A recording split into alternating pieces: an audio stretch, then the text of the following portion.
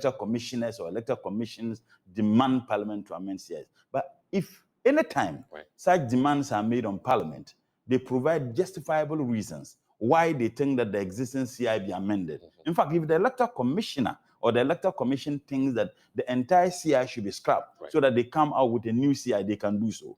The electoral commission is not an authority to itself. The electoral commission works for and on behalf of the people of this country. Our taxes ensure it takes its natural course. Within the number of days, it becomes a law. Now, the electoral commission came before Parliament. They came to do the pre-laying. And they did that through the Subsidiary and Legislative Committee. I'm not a member of that committee, but I was invited to sit in that committee. Now, when they presented this proposed CI, I remember the questions that were put to them was that if you are seeking Parliament's amendment of the existing CI, then tell us the reasons why you think that the existing CI must be amended.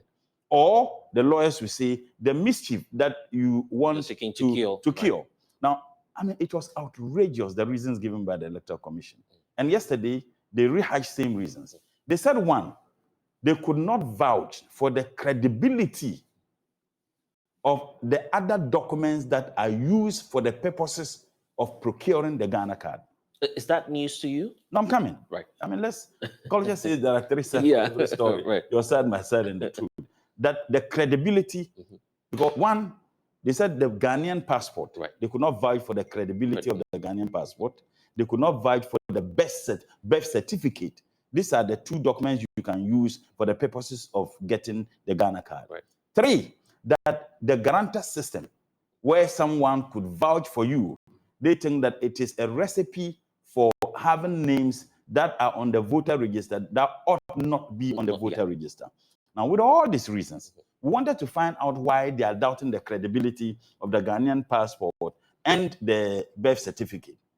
And her reason was that there are evidences that some foreigners are able to acquire the birth certificate. She points to 40,000. No. She said 40,000 were removed from the electoral roll. The 40,000 was not foreigners. The 40,000 was through the guarantor system. Now, when they appeared before the committee, they said that they have evidences that some foreigners indeed acquired the Ghana passport or the birth certificate. Now, if you are coming with a CI to be amended, and then you want to provide justification why you are seeking the amendment. And part of the justification is that you have evidences that foreigners have been able to acquire the Ghana passport or the birth certificate.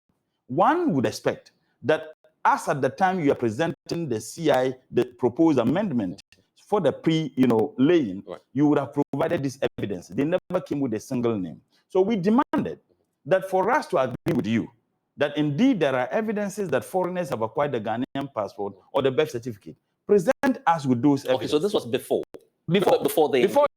yesterday. Now, for months, they finally came with 8 names. 8 out of 32 million Ghanaians. Let's even say 8 out of even. You mean the Electoral Commission came with 8 names? Gave you only 8 names. And this is unofficial.